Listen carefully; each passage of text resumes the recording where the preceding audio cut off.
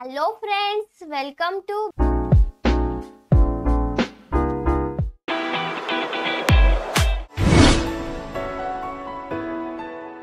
8th class English Unit 4 4.3 Golden Chain या पोयमचा English workshop.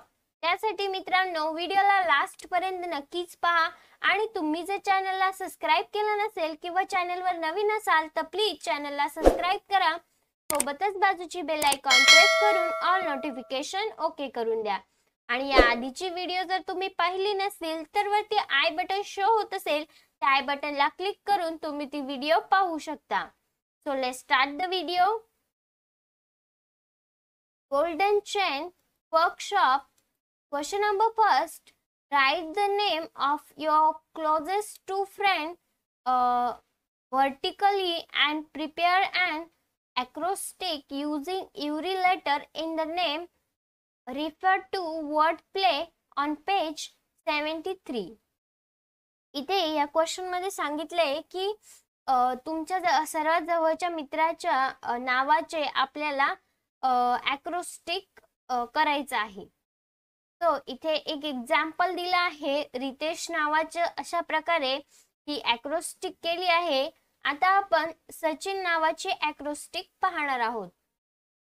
First आहे simple, active, clever, humble, intelligent and last naughty. अशा प्रकारे हे सचिन नावाचं ॲक्रोस्टिक आपण इथे बनवले आहे। पाहूया next question. Question number 2, tick the correct before the correct statement. इथे आपल्याला खाली काही स्टेटमेंट दिले आहे, ते स्टेटमेंट जर करेक्ट असेल तर त्यासमोर करेक्ट अशी टिक मार्क करायची आहे। So first A, time can destroy the beauty of friendship. हे स्टेटमेंट अनकरेक्ट आहे म्हणून आपण या समोर टिक मार्क नाही केली आहे। नेक्स्ट आहे B, friendship can not be doubt or sold. हे स्टेटमेंट करेक्ट आहे। C, friendship blend the hand together. हे स्टेटमेंट इनकरेक्ट आहे म्हणून आपण इथे टिक मार्क नाही केली आहे। नेक्स्ट आहे D, friendship is like a real rare and precious jewels. हे स्टेटमेंट करेक्ट आहे। E, friendship has more value than gold. हे स्टेटमेंट देखील करेक्ट आहे म्हणून आपण इथे करेक्ट अशी टिक मार्क केली आहे। सो अशा प्रकारे क्वेश्चन नंबर 2 हा आपला इथे कंप्लीट झाला आहे। पाहूया next question. Question number 3, read the poem and complete the web. इथे आपल्याला खाली एक वेब डायग्राम दिला आहे, ते पोयम वाचून हा वेब डायग्राम आपल्याला कंप्लीट करायचा आहे। सो इथे म्हटलं आहे friendship is compared to, first आहे golden chain, next precious jewels, next आहे rare jewels, priceless gift, strong and blessed he, the last beauty। अशा प्रकारे मित्रांनो हा वेब डायग्राम कंप्लीट करायचा होता। पाहूया next question. Question number 4, say why friendship is compared to the following। मैत्रीची तुलना खालील गोष्टींची का केली जाते ते आपल्याला सांगायचं आहे।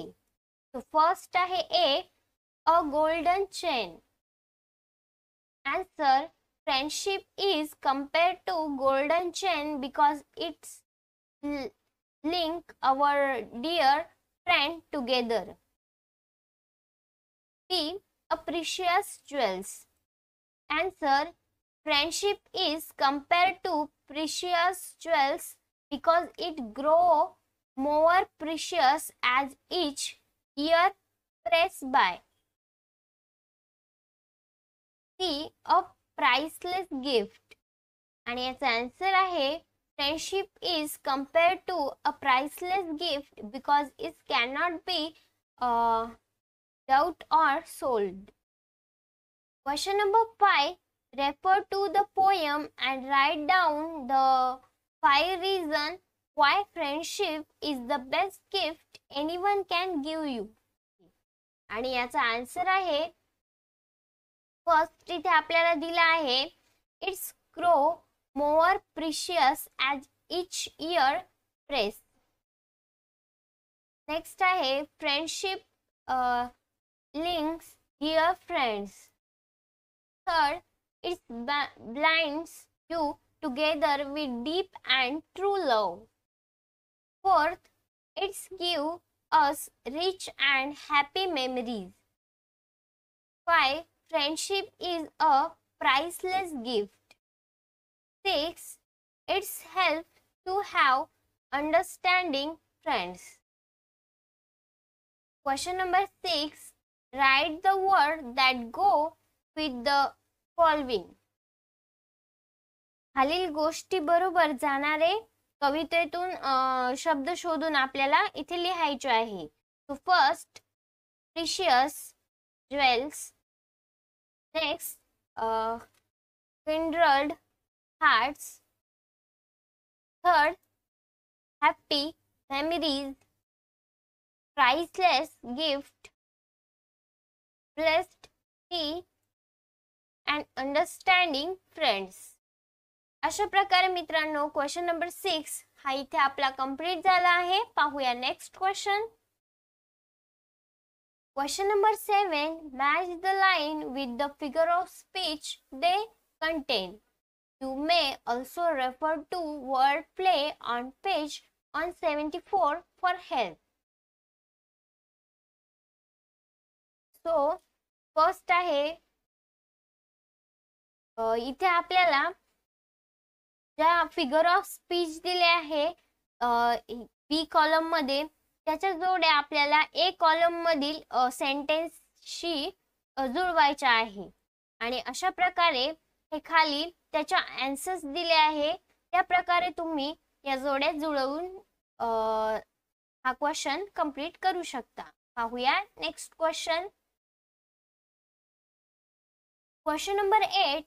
Think on you own and say why true friendship can be compared to the following. स्वतःचा विचार करा आणि खऱ्या मैत्रीची तुलना का केली जाऊ शकते ते सांगा आणि खालील गोष्टी पूर्ण करा. So first A, an evergreen forest. सदाहरित one. Answer, evergreen trees in the forest are our real friend. They are never failing friends. The forest purify our environment and save us from pollution. They provide us many useful things like fruits, woods, medicine, etc. 2.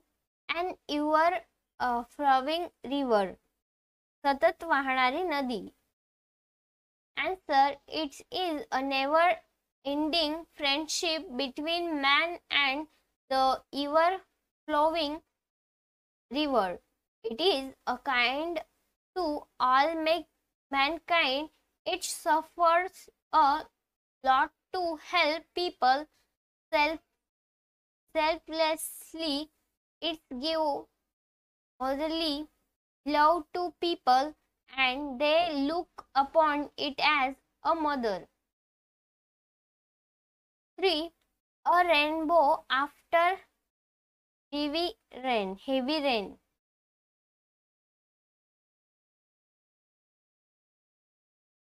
3. A rainbow after heavy rain.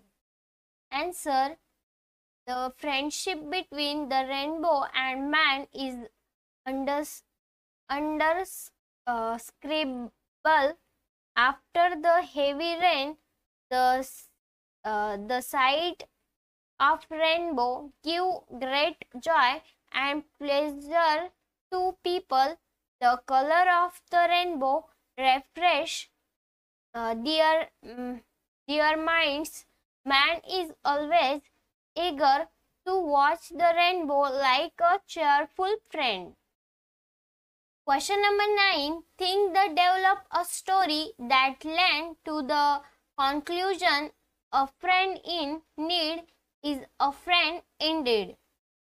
विचार करा आणि एक कथा विकसित करा जी निष्कर्षापर्यंत पोहोचते की एक मित्र गरज आहे, खरंच मित्र आहे. सो मी अशा प्रकारे ही स्टोरी इथे बनवली आहे, डेव्हलप केली आहे.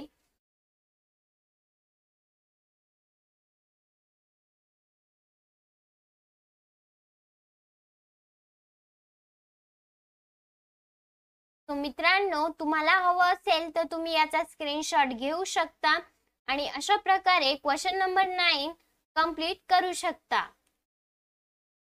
अशा प्रकारे मित्रांनो, लेसन नंबर 4.3 गोल्डन चेन या पोयमचा वर्कशॉप आपला इथे कंप्लीट झाला आहे.